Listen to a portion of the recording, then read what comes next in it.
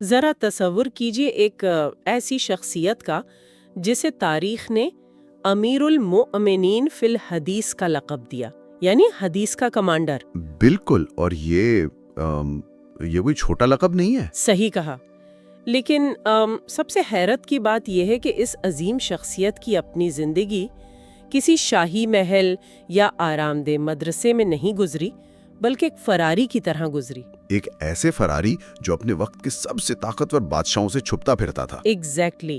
آج کے اس تفصیلی تجزیے میں ہم سفیان التھیوری کی بات کر رہے ہیں، جن کا دور کوئی 97 سے 161 ہجری یعنی 716 سے 778 عیسوی تک بنتا ہے، اور ان کے حوالے سے ہمارے پاس مختلف ذرائع کا ایک بہت بڑا ذخیرہ موجود ہے۔ ہاں، جس میں تقریباً 100 مشکل اور ٹیبو سوالات پر مبنی حوالے ہیں، کلاسیکل کتابیں ہیں، اور آج کے جدید تحقیقی مقالے بھی شامل ہیں۔ ہمارا مقصد ان تمام ذرائع سے سب سے اہم معلومات نکالنا ہے۔ یہاں جو بات سب سے زیادہ متاثر کن ہے وہ یہ ہے کہ ہم صرف ایک عالم کی زندگی نہیں دیکھ رہے، بلکہ یہ سمجھیں گے کہ ان کا طریقہ کار کیا تھا، ان کی سیاست اور ان پر ہونے والی عالمی اور فرقہ وارانہ تنقید آج کے دور میں علمی آزادی کو سمجھنے کے لیے کیوں اتنی ضروری ہے۔ اور آگے بڑھنے سے پہلے میں یہ بالکل صفائی سے واضح کر دوں کہ اس تجزیے میں آنے والے سیاسی، سنی اور شیعہ اختلافات کو ہم بالکل غیر جانبدارانہ انداز میں پیش کریں گے۔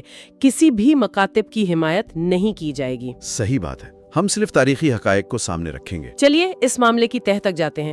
سفیان الثوری اپنے شدید زہد یعنی دنیاوی خواہشات سے کنارہ کشی کے لیے مشہور تھے۔ میں جب یہ پڑھ رہی تھی تو حیران رہ گئی کہ عباسد کیلف المہدی نے انہیں چیف جج بننے کی پیشکش کی تھی، اور انہوں نے وہ عہدہ ٹھکرا دیا تھا۔ ٹھکرایا ہی نہیں بلکہ انہوں نے وہ اپوائنٹمنٹ لیٹر پھاڑ کر پھینک دیا۔ اگر ہم اسے بڑے تناظر میں دیکھیں تو یہ محض جذباتی فیصلہ نہیں تھا، یہ ایک کوائٹسٹ ریزسٹنس کی شکل تھی، یعنی پرامن مزاحمت۔ پرامن مزاحمت؟ ہاں، انہوں نے حکومتی وسائل لینے سے انکار کیا تاکہ علمی آزادی برقرار رہے۔ جب ریاست بدلتی ہے تو نئے حکمران علماء کو خریدتے ہیں تاکہ انہیں لیجیٹیمیسی مل سکے۔ اگر وہ یہ منصب قبول کر لیتے تو ان کے فتووں پر حکومت کا اثر لازمی آتا۔ اس انکار کی وجہ سے ہی انہیں اپنی ساری زندگی کوفہ سے بصرہ اور پھر یمن کی طرف فراری بن کر گزارنی پڑی۔ بالکل، اور یمن میں انہوں نے کھجور کے باغات میں ایک عام مزدور کی طرح کام کیا۔ حیرت کی بات ہے، ایک عظیم عالم مزدوری کر رہا ہے۔ اور میں نے یہ بھی پڑھا کہ خدا کے خوف اور آخرت کی فکر سے انہیں ہیماچوریا سی بیماری ہو گئی تھی، جس میں پیشاب میں خون آنے لگتا ہے۔ شدید ذہنی دباؤ کی وجہ سے انہوں نے حکمرانوں کے دسترخوان پر کھانا کھانے سے بھی سختی سے انکار کر دیا تھا۔ لیکن اس دربدر زندگی کا ایک بہت بڑا نقصان بھی تو ہوا نا۔ ایک شخص جسے 30,000 حدیثیں یاد تھیں، اس کی اپنی کتابیں کہاں گئیں؟ اکثر حوالوں میں الجامع الکبیر اور الجامع الصغیر کا ذکر تو ملتا ہے۔ یہ بڑا اہم سوال ہے۔ اکثر لوگ انہیں 700 سال بعد آنے والے عالم جلال الدین السیوطی کی کتابوں سے ملا دیتے ہیں۔ ہاں، وہی میں سوچ رہی تھی کہ کیا سفیان کی اپنی کتابیں ضائع ہو گئیں؟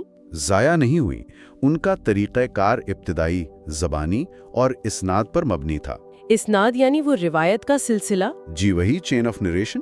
ان کی کتابیں ضائع نہیں ہوئیں بلکہ بعد میں آنے والے مصنفین جیسے عبد الرزاق کے مجموع میں جذب ہو گئے۔ اچھا، یعنی ان کی معلومات دوسری بڑی کتابوں کا حصہ بن گئیں۔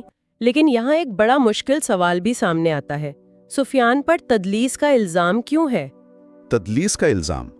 میرا مطلب ہے سند میں کمزور راوی کو چھپانا۔ عام طور پر تو لوگ اسے دھوکہ ہی سمجھیں گے نا۔ ظاہری طور پر یہ دھوکہ لگتا ہے، لیکن ابن صلاح اور دیگر کلاسیکل اداروں نے اسے دھوکہ نہیں بلکہ ایک سیکیورٹی سائفر قرار دیا۔ سیکیورٹی سائفر مطلب بچاؤ کا طریقہ؟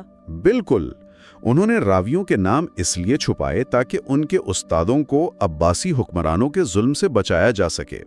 یہ دھوکہ نہیں تھا بلکہ حفاظت تھی۔ کمال ہے۔ یہاں معاملہ واقعی بہت دلچسپ ہو جاتا ہے، کیونکہ جب ہم کوفہ کے پس منظر اور ان کے ہم مسروں کی بات کرتے ہیں تو امام جعفر الصادق کے ساتھ ان کے تعلقات کا ذکر ضرور آتا ہے۔ اور یہ ایک ایسا موضوع ہے جہاں بہت متضاد کہانیاں ملتی ہیں۔ ٹھیک کہہ رہے ہیں۔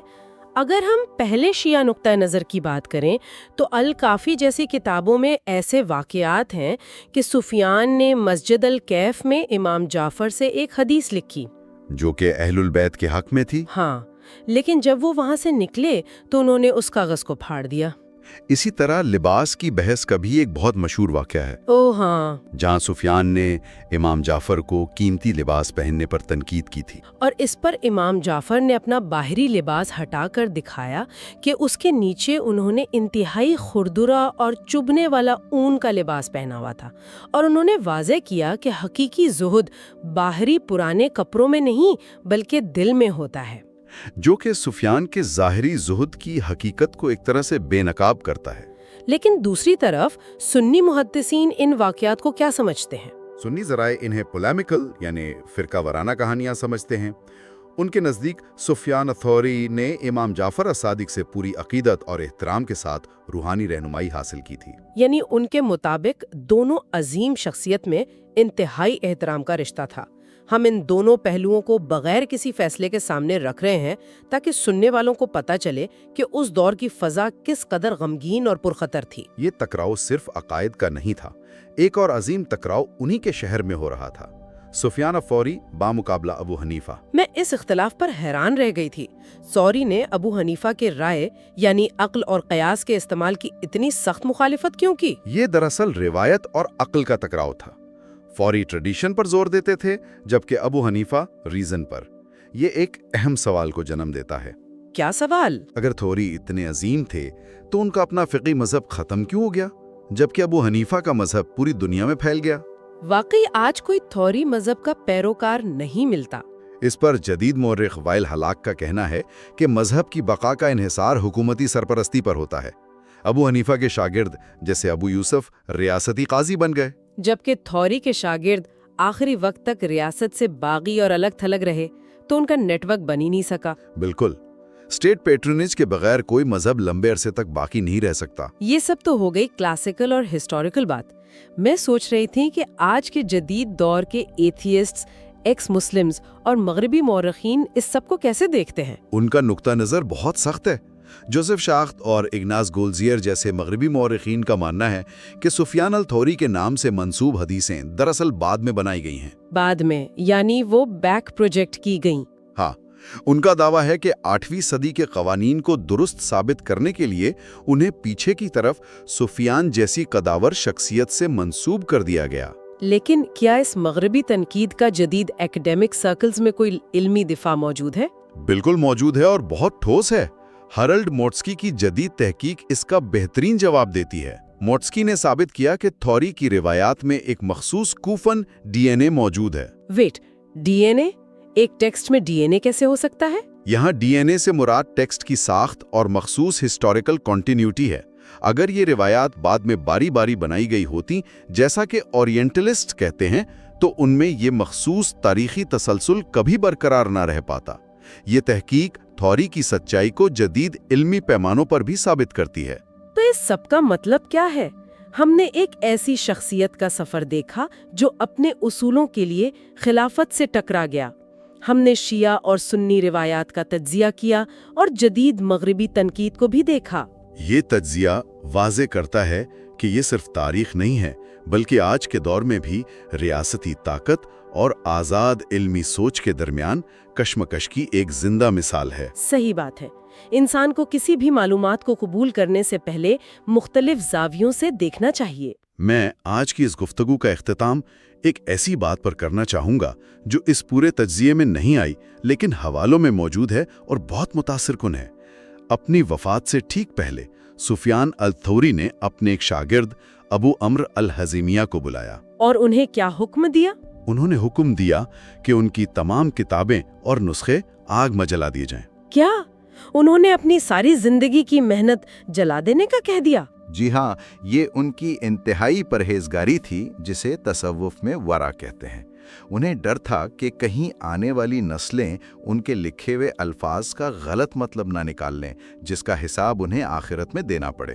یہ واقعی ہوش اڑا دینے والی بات ہے۔ تو آج اس ڈیپ ڈائیو کے آخر میں ہم سننے والوں کے لیے ایک گہرا سوال چھوڑ جاتے ہیں۔